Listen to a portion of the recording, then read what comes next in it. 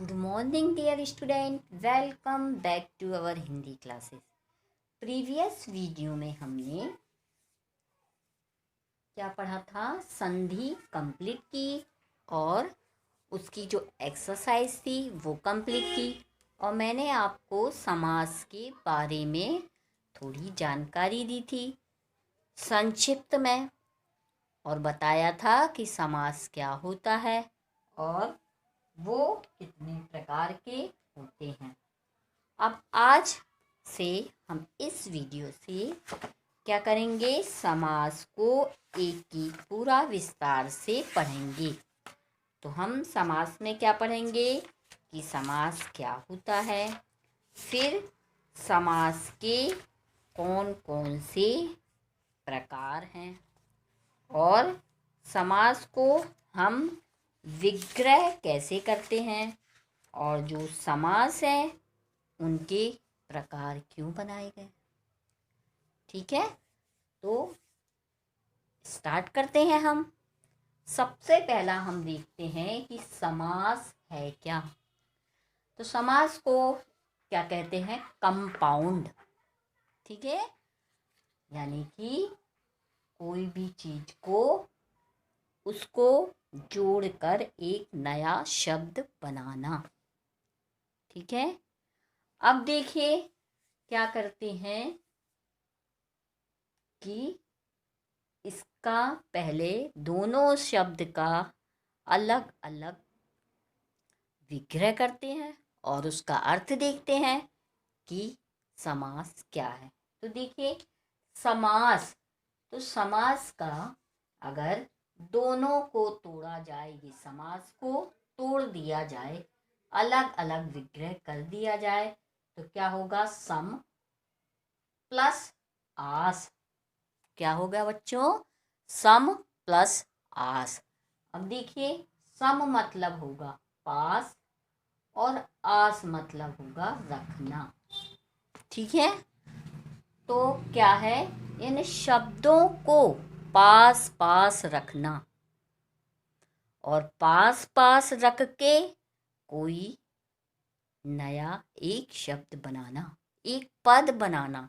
शब्द मिल मिलकर पद होते हैं। यदि एक शब्द लिखा जा रहा है तो वो क्या कहलाएगा? वो एक एक शब्द यानी मिलेगा तो वो शब्द ना कहला के क्या कहला जाएगा? एक पद। ठीक है, तो सम यानी होता है पास, और आस यानी होता रखना, यानी कि पास पास रखना। किसको रखना? अब शब्दों को।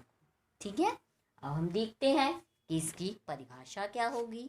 तो परिभाषा देखो, दो या दो से अधिक शब्दों को मिलाकर एक शब्द बनाने की प्रक्रिया, या कह सकते हैं प्रोसेस, इंग्लिश में कहते हैं प्रोसेस, को क्या कहते हैं? समास कहते हैं। अब दो या दो से अधिक शब्दों को तो हमने मिला दिया, परंतु हम ऐसा नहीं है कि कुछ भी मिला देंगे। ठीक है, मिला देंगे कि लकड़ी और ईंट, तो ये क्या शब्द बन गया? यानी कि दो या दो शब्दों को से अधिक शब्दों को मिलाकर और एक शब्द तो बनाएंगे, और क्या बनाएंगे? एक सार्थक शब्द। सार्थक मीन्स जिस शब्द का अर्थ निकले उसको क्या कहेंगे हम? सार्थक शब्द। ठीक है, तो दो या दो से अधिक शब्दों को मिलाकर एक शब्द बनाने की प्रोसेस या प्रक्रिया को समास कहते हैं।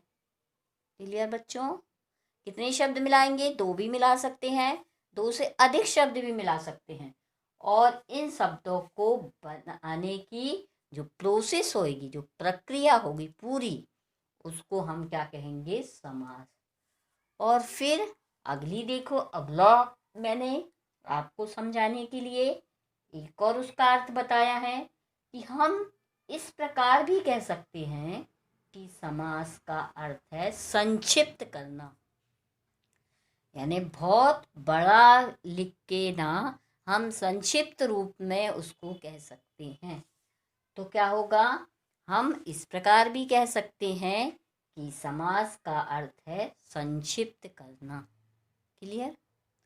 अब देखिए